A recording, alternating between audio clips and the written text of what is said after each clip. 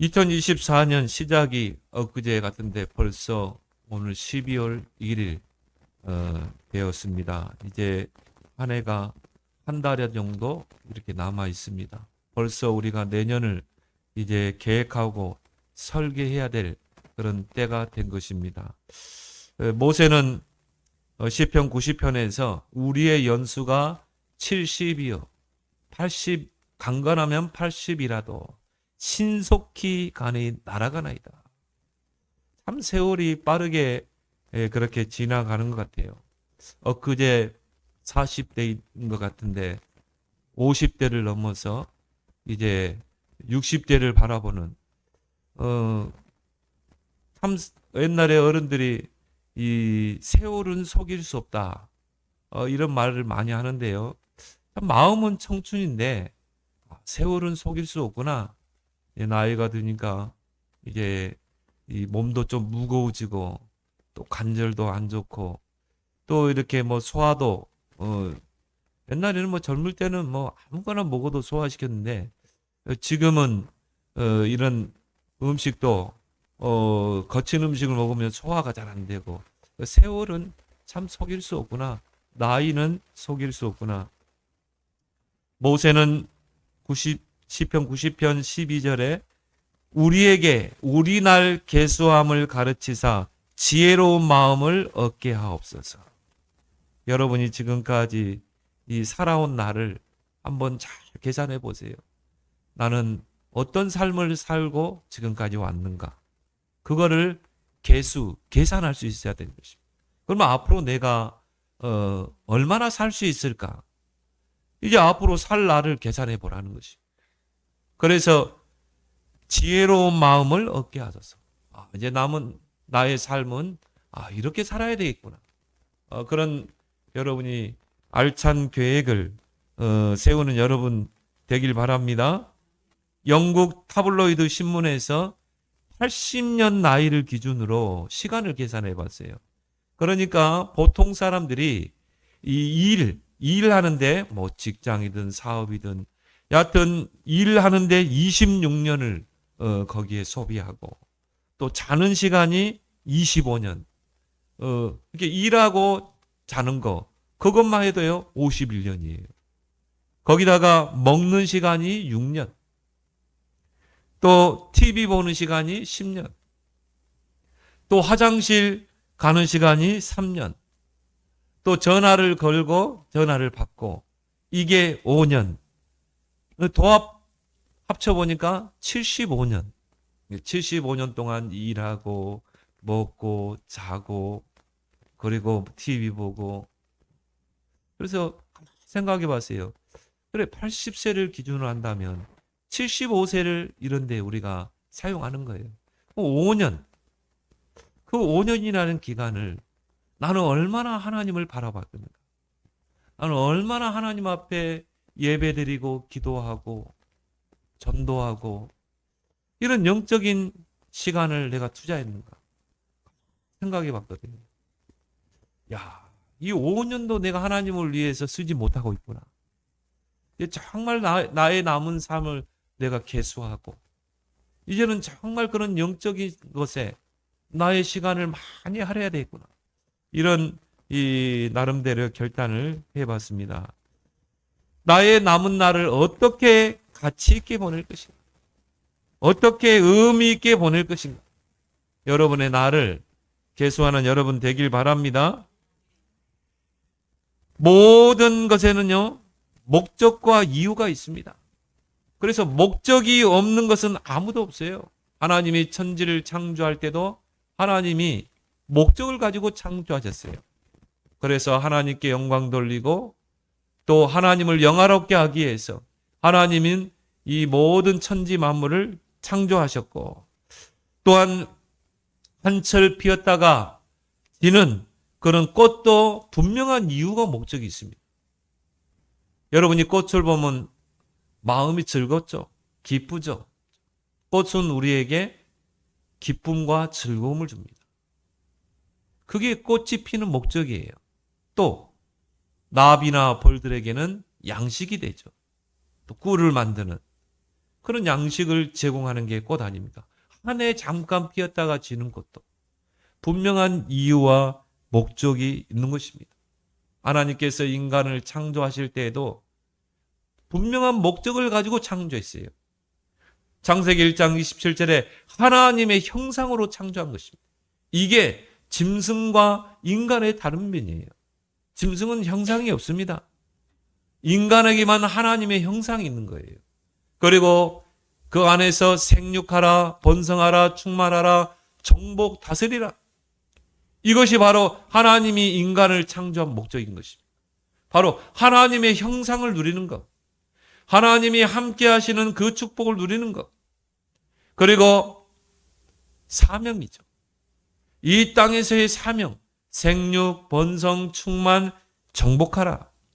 이것이 바로 하나님이 인간을 창조하신 목적인 것입니다. 또한 하나님께서 나를 모태에서 조성하시고 이 땅에 태어나게 하신 그 목적이 없을까요? 이유가 없을까요? 그냥 이 땅에 태어나서 먹고 자고 TV 보고 화장실 가서 비우고 그것 때문에 하나님이 나를 창조했을까요? 그건 아닙니다. 하나님이 우리를 구원하실 때는 이미 창세 전에 하나님이 선택하시고 구원을 계획하셨거든요. 그리고 이 땅에 우리를 살게 하셨거든요. 70, 80인생. 올해는 요즘은 100세 인생이라 하지만은 이 땅에 나를 태어나게 하신 분명한 이유가 목적이 있을 거 아니겠습니까? 그것을 여러분이 찾아내길 바랍니다. 그래서 여러분이 한 해를 이제 마무리하고 또 새로운 한 해를 또 맞이하게 될 것입니다. 하나님이 왜 나를 이 땅에 두셨는가? 지금도 이 시간에도 많은 사람들이 장례식장에 가 있습니다. 왜 하나님이 나를 이 땅에 지금까지 살게 하셨는가? 왜 하나님이 나에게 건강을 주셨는가? 분명한 이유가 목적이 있는 것입니다. 이 목적이 나를 이끌어 가야 돼요. 목적이 이끄는 그런 삶을 여러분이 살아가길 바랍니다. 사도 바울은 그리스도를 만난 후에 인생의 목적이 완전히 바뀌었어요.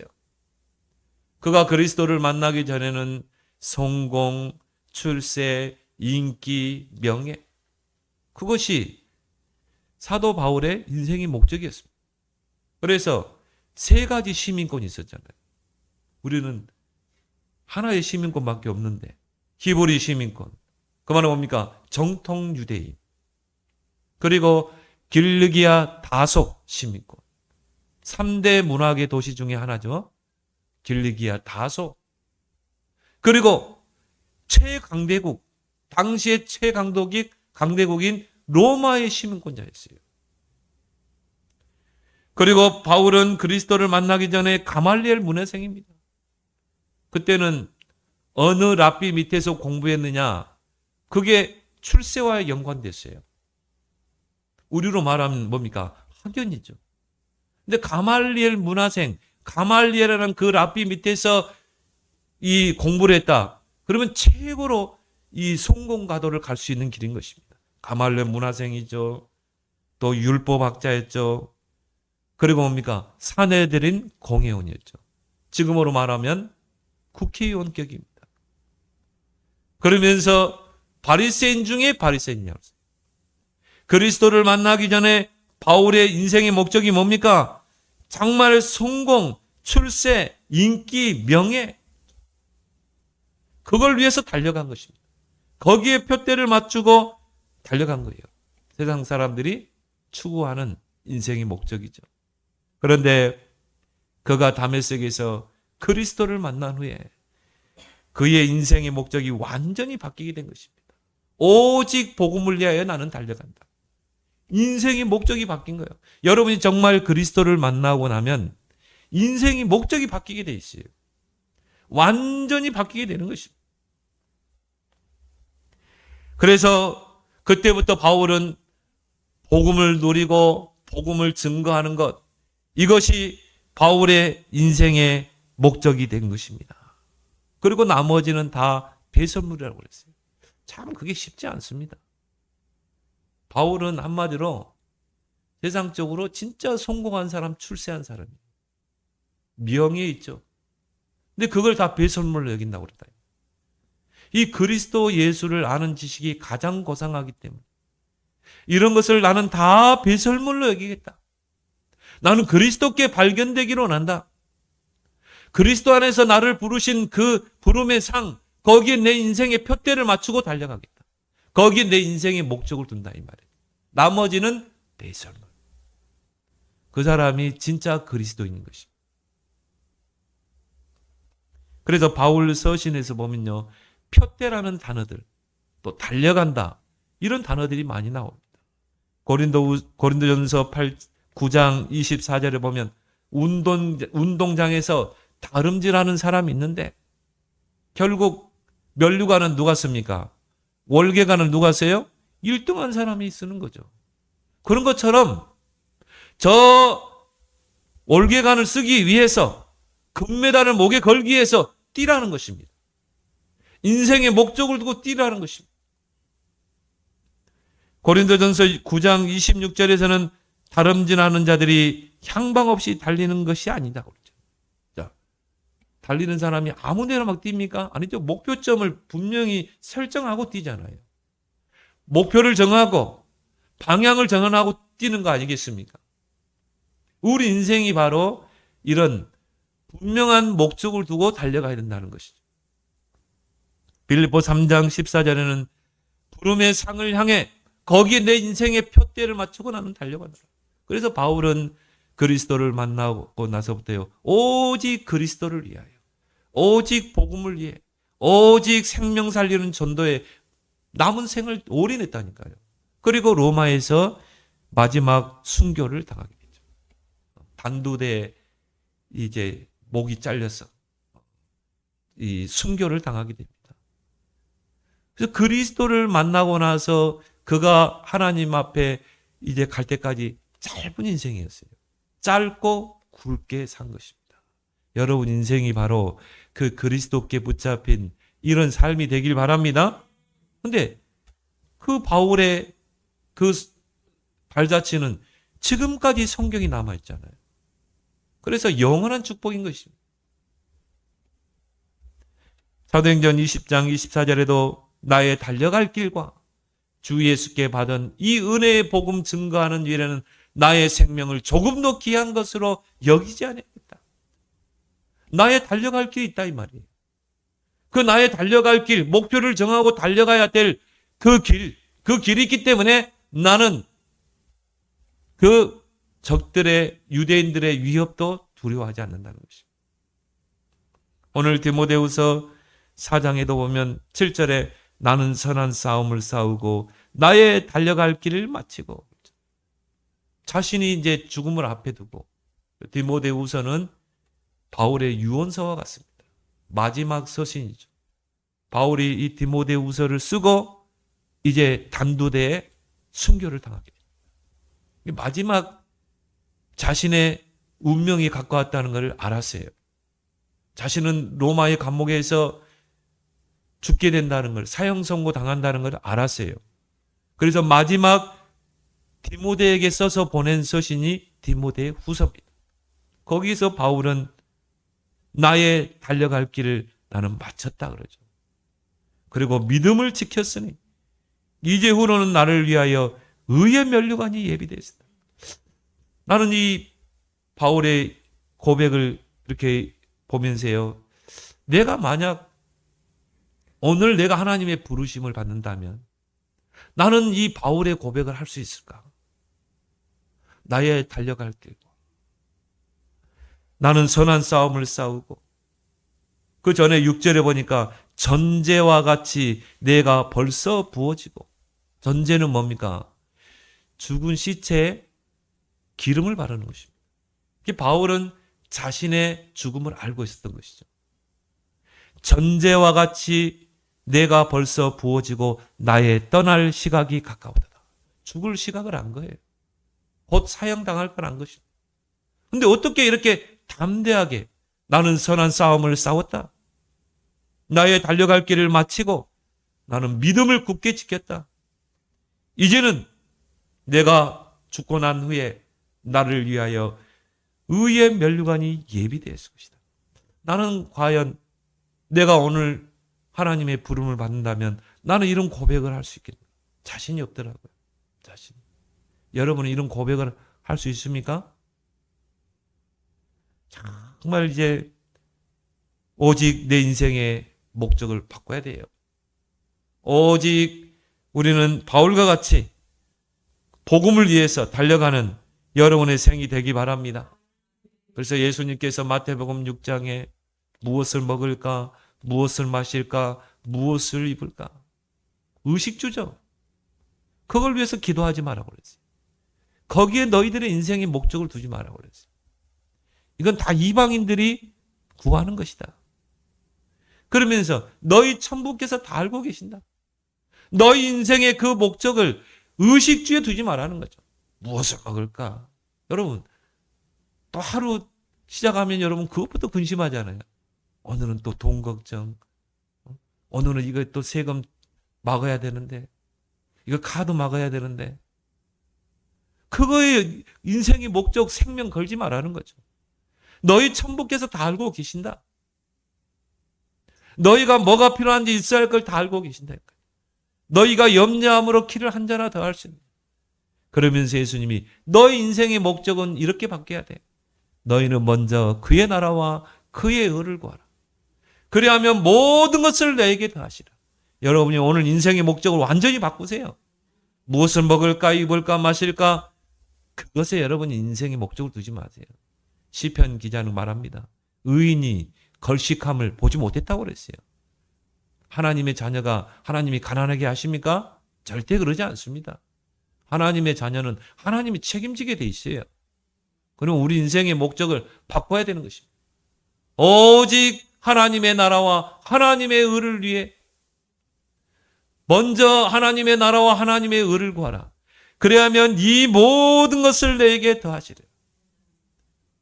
한 해를 마무리하면서 나의 인생의 목적은 무엇인가? 주님이 원하시는 그 목적이 이끄는 삶이 무엇인가를 여러분이 잠잠히 고민하고 생각하는 여러분 되길 바랍니다.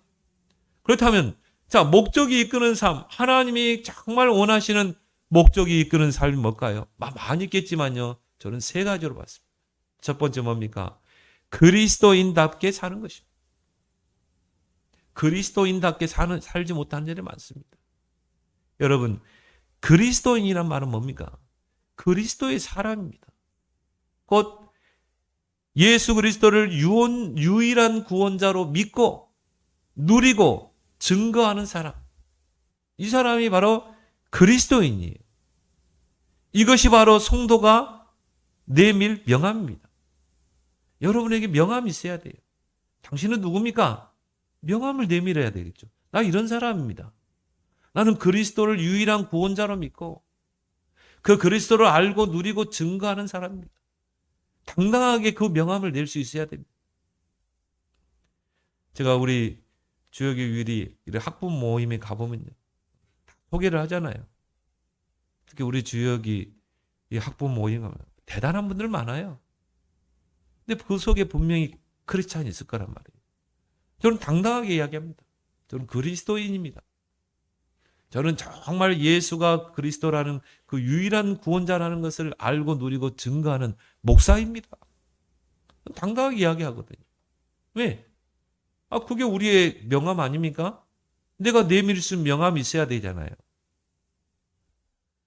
그러면요, 이 모임 끝나면 사람들이 와요. 학부모들이. 저도 교회 집사입니다. 우리 같이 기도 모임을 좀 갖죠. 또 우리 아들을 놓고 기도해 주세요. 이렇게 숨어 있더라니까요. 근데 그걸 명함을 못 내미는 거예요. 제가 어떤 직장인을 만났습니다. 그 직장인과 대화를 나누면서요. 그분이 뭐라고 그러냐면 자신은 이 그리스도인이라는 것을 말하기 부끄럽대요. 그래서 직장에서도 나는 크리스찬입니다. 그리스도인입니다. 이런 말을 안 한대요. 왜냐하면은 교회가 하도 욕을 먹으니까. 그 자기는 그리스도인이라고 말하는 게요. 부끄럽다는 거예요. 그 사람은 이 성도의 명함을 내밀지 못하고 사는 거죠. 그냥 숨기고 사는 것입니다. 그분을 이렇게 대화를 나누면서 제가 한번 생각해 봤습니다. 왜 그리스도인인 것이 부끄러울까? 왜 당당히 명함을 내밀지 못할까? 한번 생각해 봤다니까요. 이런 분들이 많이 있을 거 아니냐? 사도행전 11장 26절에 제자들이 안디옥에서 비로소 그리스도인이라 일컬음을 받게 되었다. 제자들이 안디옥에서 그리스도인이라 일컬음을 받았다. 비로소 이게 크리스찬이라 크리스찬 그러잖아요. 그리스도인을 보고 크리스찬 그러죠. 저 사람들은 진짜 크리스찬이야. 저 사람들은 진짜 그리스도인이야. 이렇게 일컬음을 받게 되었다 이 말이에요. 그러면 어떻게 저 안디옥 이방인 나라에서 그 제자들이 그리스도인이라 일컬음을 받게 되었을까? 그래, 저분들은 틀림없이 안디옥이라는 그 지역에서 그리스도인의 삶을 살았을 것이다.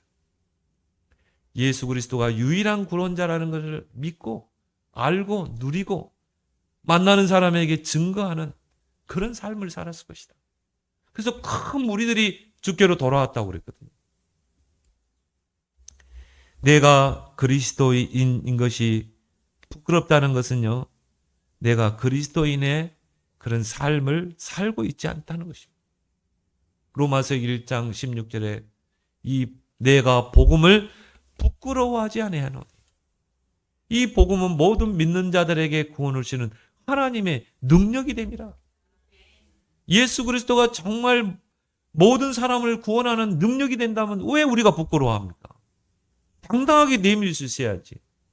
당당하게 나의 명함을 내밀 수 있어야 돼요. 나는 그리스도인입니다. 예수 그리스도만이 유일한 구원자입니다. 사탄의 권세를 깨뜨리는 왕, 우리를 죄에서 구원하실 제사장, 하나님 만나는 유일한 길 그리스도입니다. 나는 크리스찬입니다. 그 그리스도를 구원자로 믿고 누리는 자입니다. 오늘 당신에게 이 그리스도를 증거하기로 합니다. 그런 명함을 못 냅니까? 왜 부끄러워합니까? 왜 자기는 그리스도인이라는 내색을 안 합니까? 그리스도인의 삶을 살지 않은 거예요. 그러니까 부끄럽죠. 명함을 못 내밀죠. 마태복음 10장 32절에 누구든지 사람 앞에서 나를 시인하면 나도 하늘에 계신 내 아버지 앞에서 그를 시인할 것이요. 누구든지 사람 앞에서 나를 부인하면 나도 하늘에 계신 내 아버지 앞에서 그를 부인하리라. 여러분이 직장 안에서도요, 말단 사원이 하나 왔는데 일을 잘해. 아주 성실하게. 그러면 그 과장과 부장이 딱 보고요, 사장에게 이야기하거든요. 이 말단 사원이었는데 너무 일을 잘합니다. 이 친구는 빨리 승진을 좀 시켜야 될 것 같아요. 중요한 일에서야. 그렇게 소개를 안 할까요? 보디발이, 요셉이 보디발의 집에 가세요. 얼마나 성실하게 일을 했는지. 누군가가요, 그 주인에게 이야기한 거예요. 저 히브리 청년 하나가, 이 노예가 일을 너무 잘합니다. 저는 참 노예하기 아까웠습니다. 아예 그냥 주인님의 재산을 관리하는 청지기로 세우십시오. 그래서 뭡니까? 가정 총리가 됐다. 총무가 됐다. 하나님도 마찬가지입니다. 여러분이 그리스도의 명함을 내밀고 만나는 사람에게 나는 그리스도인입니다. 나는 예수 그리스도가 유일한 구원자로 믿는 그리스도인입니다. 내가 믿는 그 그리스도를 당신에게 소개하고 싶습니다. 당당하게 명함을 내면 네가 사람 앞에서 나를 시인하면 나도 아버지 앞에서 너를 시인하자. 하나님 축복하지 않게, 쉽게 말하면 네가 그리스도의 대사의 사명을 감당하면 하나님이 너를 축복하실 거다. 그거 아니겠습니까? 하나님이 전도자를 축복하지 않겠어요? 당당하게 그리스도인으로서 자부심을 가지고 명함을 내미는데. 그리스도인답게 사는 자는요, 오직 그리스도만 자랑하게 돼 있어요. 갈라디아 6장 14절에 많은 사람이 육체를 자랑하지만 내게는 우리 주 예수 그리스도의 십자가 외에 결코 자랑할 것이 없나니. 이게 크리스찬입니다. 이게 그리스도인입니다. 이 그리스도인답게 사는 것.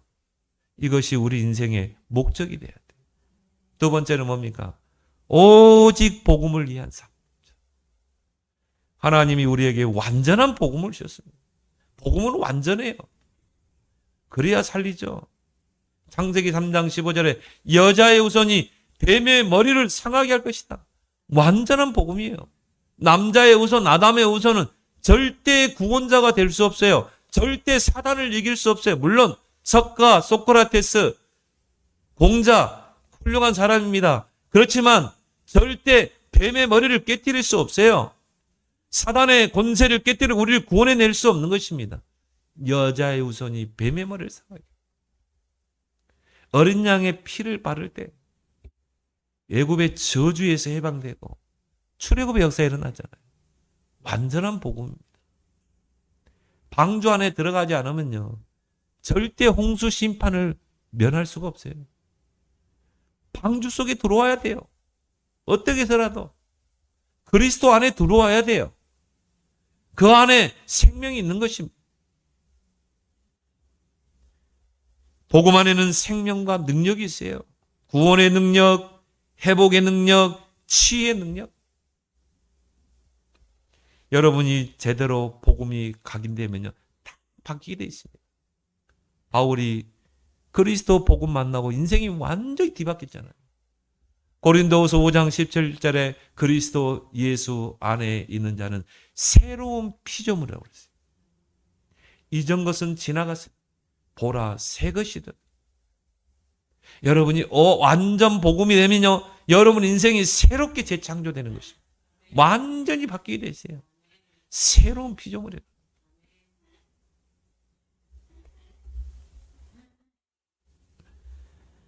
골로새 3장 10절에 지식에까지 새롭게 됩니다.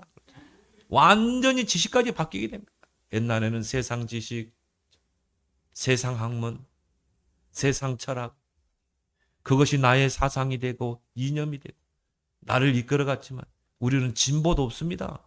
우리는 보수도 없어요. 그건 하나의 이념이죠. 사상이죠. 이거는 세상 지식입니다. 우리는 뭡니까? 복음의 지식. 우리는 오직 복음으로 우리는 모든 걸 봐야 되는 것입니다.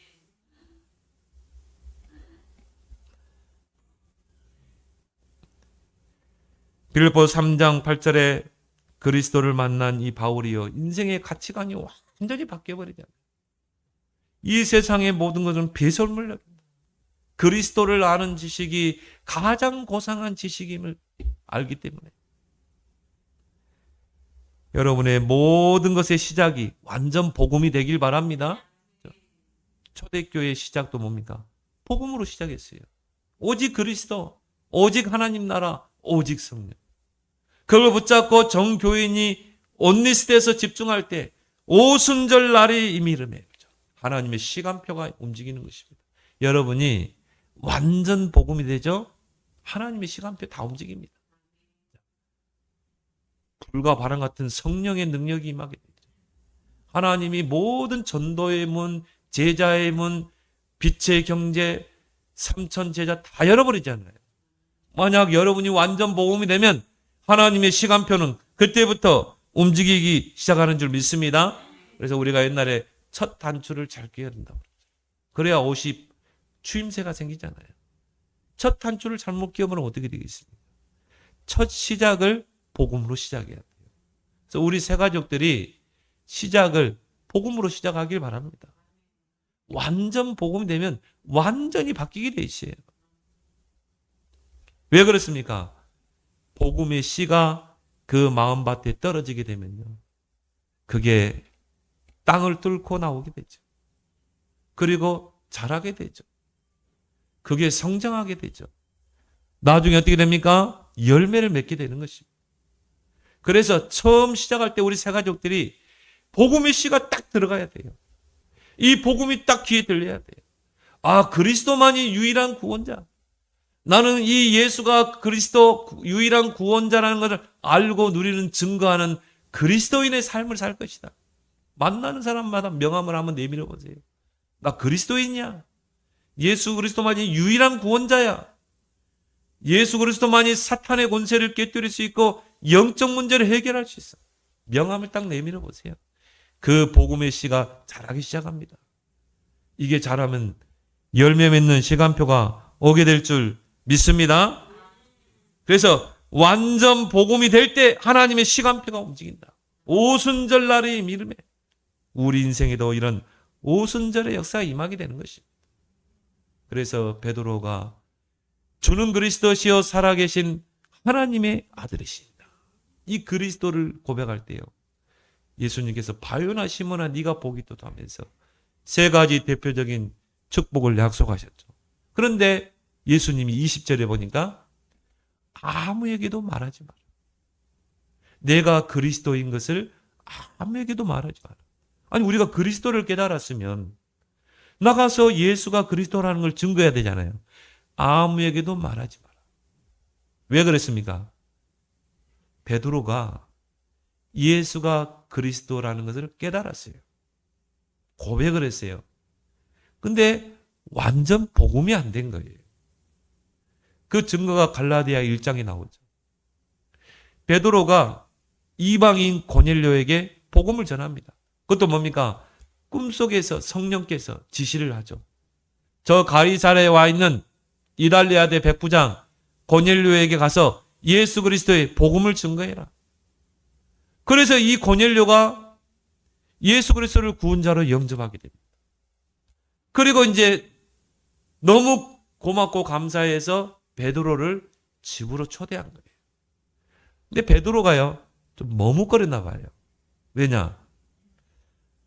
유대인의 사상에서는 유대인들은 이방인들과 상종하면 안 돼요. 왜? 하나님의 구원은 오직 유대인에게만 국한되어 있고 이방인들은 구원에서 제외됐다고 생각했거든요. 나쁜 사상이죠. 선민 사상이죠.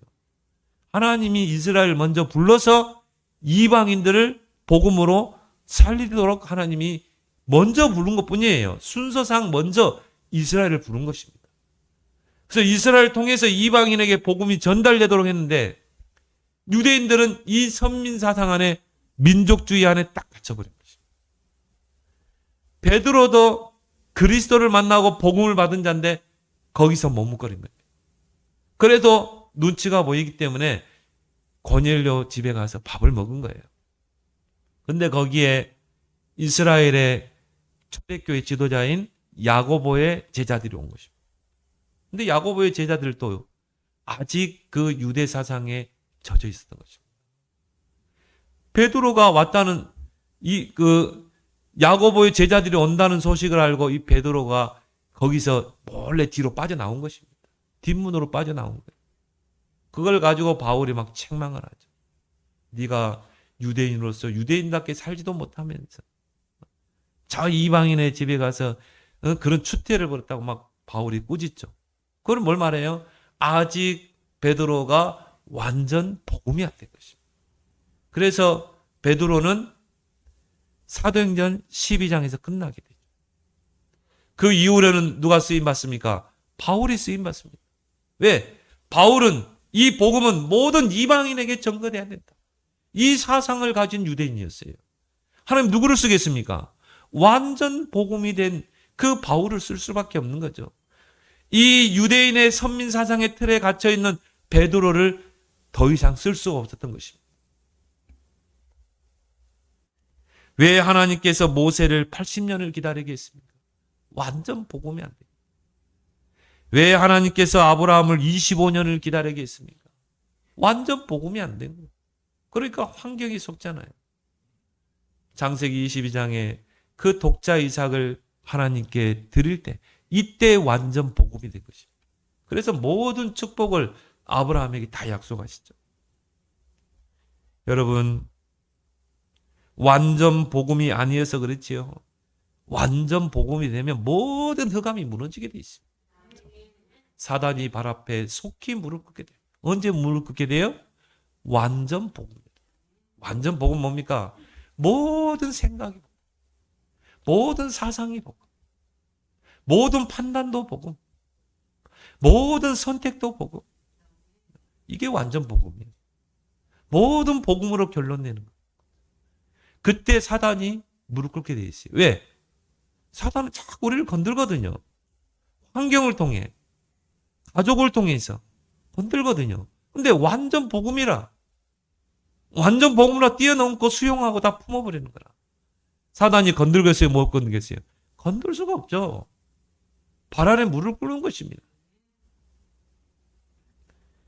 완전 복음이 되면 영적 문제 치유되게 돼 있는 것입니다. 이때 진정한 치유가 일어나요. 나는 이를 보면서요. 야, 정말 완전 복음이 되면 하나님이 시간표는 움직일 텐데. 그래서 치유 중에 가장 중요하고 우선돼야 될 치유가 뭡니까? 근본이 치유돼야 돼요.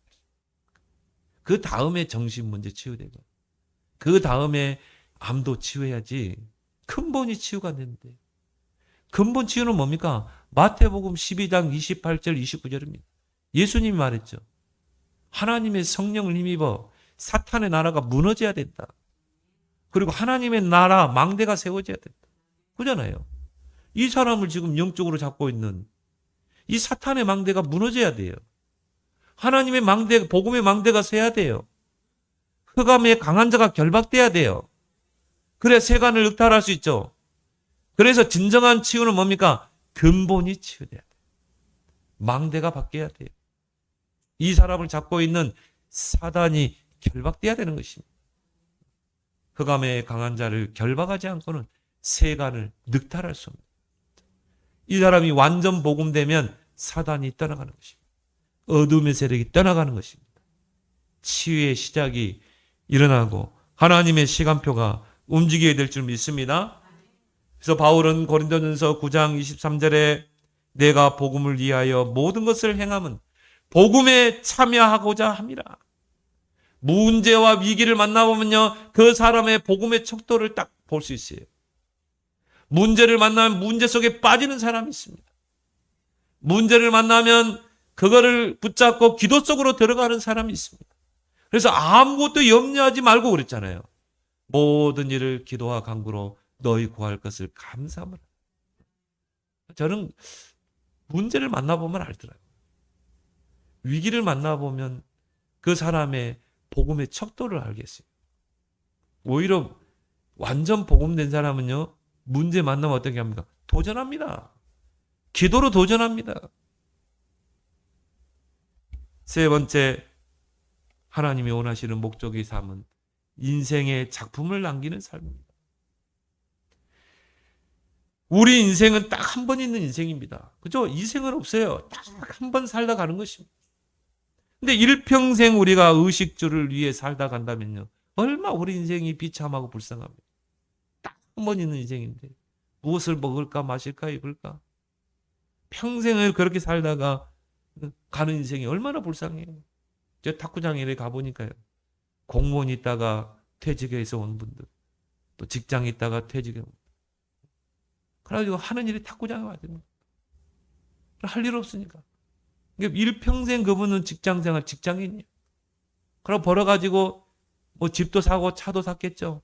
자식들 대학 가르치고 그 다음에 시집 장가 보내고. 그러니까 덩그러니 남은 건 집하고 차밖에 없대요. 그러니까 할 일 없으니까요, 탁구장에 탁구 마치고 저 파고다 공원에 한번 가보세요. 그 노인들 보세요. 얼마나 여러분 비참한 인생입니까? 저는 20대 후반에 복음을 듣게 됐습니다. 복음을 깨달았어요. 참 행복했습니다. 이 복음이 정말 위대하구나. 이 그리스도에는 다 배설물이구나. 20대 후반 때 제가 복음을 듣고 얼마나 행복했는지 몰라요. 그때부터 제 인생의 결론은 오직 복음이 아니면 안 된다. 복음 속으로 들어가야 된다. 줄기차게 지속해서 복음 속으로 지금까지 달려왔습니다. 앞으로도 계속 복음 속으로 들어가야 되겠죠. 내 나이가 벌써 50대 후반입니다. 저는 또 한 해를 마무리하면서요, 나는 남은 생을 무엇을 남기고 갈 것인가? 짐승은 가죽을 남기잖아요. 살덩어리를 남기잖아요. 제가 어릴 때 그 송아지가요, 소가 도살장으로 끌려가는데요, 와, 그걸 봤거든요. 막 이 소가 알아요. 자기가 도살된다는 거 알아요. 얼마나 우는지 몰라요. 막 버티고 안 가려고. 그 소가 도살장에 가면 뭘 남기겠습니까? 소고기를 남기겠죠. 가죽을 남기겠죠. 우리 인생이 남은 인생 나는 뭘 남기고 갈 것인가? 곰곰이 생각해 봤습니다. 그래, 3시대를 남기는 거다. 금토일 시대를 남기는 것이다. 정말 우리 후대들을 썸이 렘넌트를 키우는 것이다. 그리고 삼뜰 시대를 남기는 것이다. 이방인의 뜰, 기도의 뜰, 아이들의 뜰을 남기는 것이다. 이방인들이 와서 정말 하나님께 경배하고 예배드릴 수 있는 그 이방인의 뜰. 영적으로 정신적으로 시달리고 암으로 시달리는 사람들이 와서 치유받을 수 있는 기도의 뜰. 그래서 앞으로는요, 복지, 요양, 힐링, 앞으로 이게 대두되는 산업입니다. 앞으로 이제 이 5차 산업 시대는 힐링, 복지, 요양입니다. 난 우리 김다빈 랩런들 보면서요, 야, 우리 다빈이가 300%만 준비됐다. 앞으로 복지, 요양, 힐링. 여러분 보세요. 곳곳에 힐링센터 세워지잖아요. 곳곳에 복지센터 세워지잖아요. 300%를 놓고 여러분 기도해 주시기 바랍니다. 앞으로 이제 그런 쪽에 쓰임받도록. 또 우리 교회가 쓰임받도록. 아이들의 뜰, 후대를 키워야 된다. 이 세 가지 뜰이 있는 언약성전. 그리고 237 5천 종족 시대. 그래서 237 나라 5천 종족 살릴 TCK를 살려내는 것. 이 3시대를 남기고 가는 것. 나의 남은 인생, 내가 몇 세까지 살지를 모르겠지만 여기에 내 모든 표대를 맞추고 달려가야 되겠다. 이런 결단을 하게 됐습니다. 오늘 여러분이 한 해를 이제 정리하는 12월 한 달 남았습니다.